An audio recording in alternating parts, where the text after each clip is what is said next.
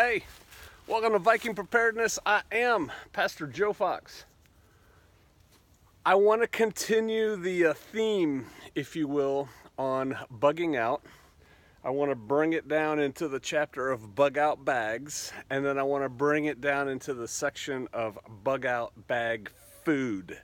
And I want to talk about that a little bit, and then I'd like you all to let me know what you're rocking. What kind of food are you carrying? First thing to understand is a bug out bag is merely a toolkit to assist you from leaving where you are, where you store your bug out bag, and getting you to a particular destination.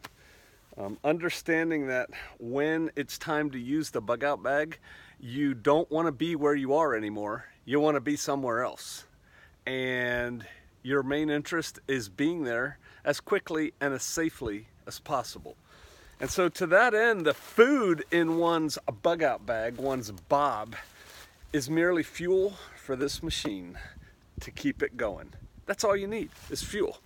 I used to say, and I was never brave enough to do it, that really the only thing you need in your bug out bag is water and a big jar of peanut butter and a spoon, and you can just eat it while you're walking, and it gives you sugars, fats, protein, and all that, and it will fuel the machine. Now that's true to a large degree. We're not talking about a balanced diet here. You're not hiking the Appalachian Trail. No one hikes the Appalachian Trail with all their food in their rucksack anyway. They get boxes delivered all the way up. So you can't do that. You could have caches along the way, and that's getting a little bit more beyond what I want to talk about right now. Right now I'm talking about your bug out bag, which for most people has 3 days to a week's worth of food in it. When I first started out doing this stuff, I used MREs. And I would break down the MREs, and I liked the brownies. Ranger School made me love the brownies. So I would save the brownies, the crackers, the peanut butter, the cheese spread, the main course, most of the meal, I guess. And but I would break it all down. I have a video on that somewhere back on the YouTube site, early video, probably one of the first 10 videos I made. And that's what we ate. I mean, heck, at my house, we had what my men labeled a civilian food appreciation night. And every Wednesday night for supper, my family, which means me, wife, children, ate MREs for dinner. We would take all the main meals out, stick them in a big pot of boiling water on the stove, make them hot, bring them out, do the little trading around the table, and kids loved it. Wife, Sister Kate, didn't mind it because she didn't have to cook, she didn't have to clean up, and you know, the kids thought it was fun. And the food, that was then. You know, this was 90s, early 90s. MREs then were pretty good. Now they're awesome. They're just awesome. But if you're gonna carry MREs like I did, you really want to break them down to get rid of all the excess stuff you don't need to be carrying to your next destination. So there's that. Oh, and why did I eat MREs so much? Because I had them coming out my ears. I was in a deploying training unit, and we were gone most of the time, and most of the time they gave us MREs 3 a day, and most of the time, because, you know, we're trained to interact with the locals, we'd rather eat, you know, meat, bones, and rice than, and weeds out of the clong than, you know, MREs. So I always had a lot of extra MREs. And so that's what we used for years. And then I alluded to, or I told a little bit of the story recently here, that we did an exercise one time with families where we actually bugged out through this stuff for, you know, man, I don't know. I don't think it was a mile, really. But walking through this, and we realized very quickly that the children, who then were like 7 to 10, something like that, the children, they're not walking all day in this. You know, back then I could walk all day and all night for 3 days with a rucksack on. And my wife could walk really well, except that particular day when she was on crutches. But kids are kids, man. And, you know, my kids were tough and were outdoorsy kids, but, you know, a child can't walk all day, especially through terrain. And so we realized we would be stopping more frequently for longer periods of time with children. And so we modified the food from MREs, and we started adding things like potato flakes, instant potato flakes that we could heat up. We bought Ben's instant rice that we could actually make over a little fire. I had a stove too, so it wouldn't make smoke and stuff. And things like that. More variety, better tasting. And so I kind of went to that for a while. And then the kids grew up and I was no longer getting issued MREs. And so I made my own what I call MREs, which is the subject mainly of today's video. And I've done a video on this before on YouTube, and so I'm not going to go into this greatly, but this right here is a 1 day's worth for one person of food for my bug out bag. And I know this because I have tested this time and again. I used to carry, I still carry, but I've been doing this for a while, 3 of these in my BoB. And 3 in my wife's BoB bug out bag. And that is supposed to be 3 days worth of food. I actually added up the calories in this thing right here, and it is not even 2,000 calories a day, I don't think, if I recall correctly. And you know, I'm going to show you this, and if you want to look it all up, you can probably look it all up by individual item online and figure it out real quick. Or maybe I'll do a running commentary, although I don't have my glasses on, so I won't be able to see the little stuff. But anyway, here's the deal. I've been on many bug out bag events. Granted, we did more camping than walking. I get that. But I never ate 3 of these in 4 days. I always had leftovers. And so, will your body burn more calories than this puts into it if you are in fact walking most of the day, every day? The answer to that is yes. Will you die? No. This will give you enough fuel to carry on. When I was in Ranger School, and I think it was 56 days when I went, it's either 56 or 58 days, everybody lost weight because I went to the last hard class. But they gave us 1 MRE a day, and I think 3 MREs is about 4,000 calories a day, if I recall correctly from back then. And so, you know, you were getting 1,500, 1,700 calories a day. We lost weight. I mean, you know, we were looking like Skeletor when we got done. But man, we still rucked, right? We still carried rucksacks and operated. So it will fuel the machine, because here's the thing.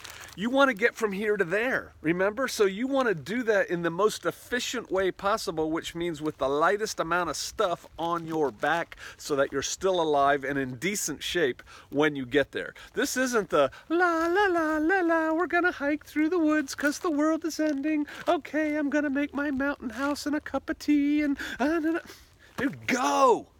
Right? All you need to do is fuel the machine.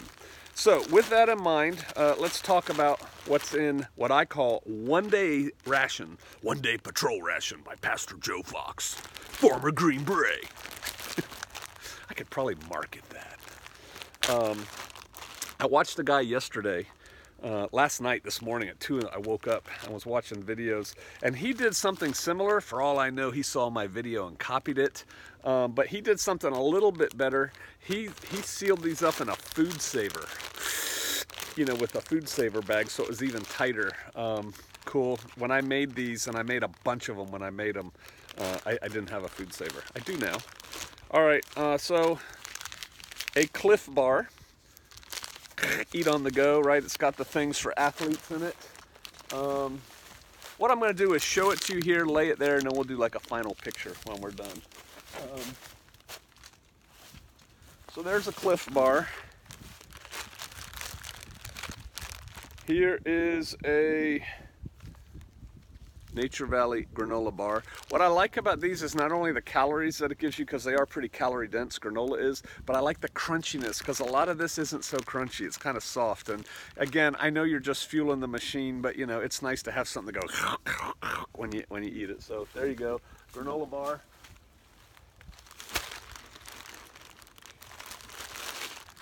I love these things, man. 2 of these bad boys right here. I've got a Tuna Creations sweet and spicy, and a extra virgin olive oil tuna packet right here. These are great, and they make like chicken and all kinds of things that you can get in these. They're MRE packages is what they are, retort pouches. So I got 2 of those.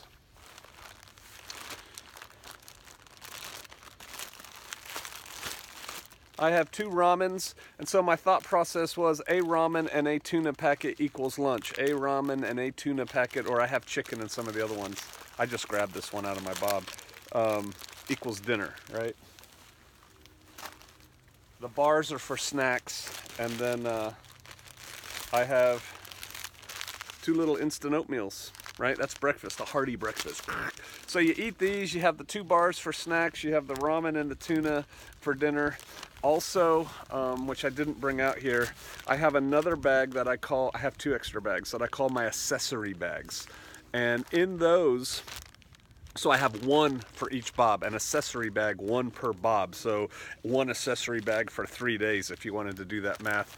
It has a couple of the, they make these little tubs. They're round with a peel-off aluminum foil top of peanut butter. I have those in there. I have some more granola bars. I have some tubes of honey, some Tabasco sauce, stuff like that. Just mostly condiment kind of stuff. And then I also have a pretty robust brew kit in my, I use a German mess kit. Looks like kidney-shaped pot. And in that I have instant coffee. For me, I have instant coffee and a couple granola bars. Again, so while I'm making coffee, I can eat it. So, you know, there's snacks other than this per day. For my wife's kit, we have a tea and sugar in there, and then granola bars in her kit. Because at the time I put the BoBs together, she didn't drink coffee. She's starting to drink frou-frou coffee a little bit now. And so this is my 1 day's worth of food. Again, taking into account, I've got a little bit of extra in my brew kit and my condiment package. It's not that much food. It's pretty light. And there, that's what it looks like. But I'm telling you through experience, it's fine, right? It's fine. It's enough calories of the right kinds. I never felt lethargic. You know, when you do, you just drink more coffee. So I guess I can put that away when I'm not talking to y'all. So that's that. The food that I carry. Now I've been thinking about some things. And again, oh, that food right there, you can eat it without preparation, right? You can eat ramen packets like chips. Many people do. You can sprinkle the sauce, the little spice pack with all that sodium, and you can eat it like that if you have to. You don't have to cook. I think that's important in your bug out bag. You may have to be tactical.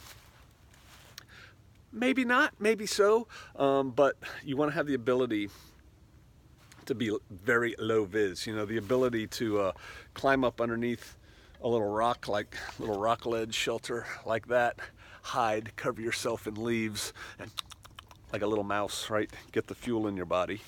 But we're getting older. My wife and I. I'm probably not going to change that out a whole lot, but I am going to make myself go through the thought process of thinking it through.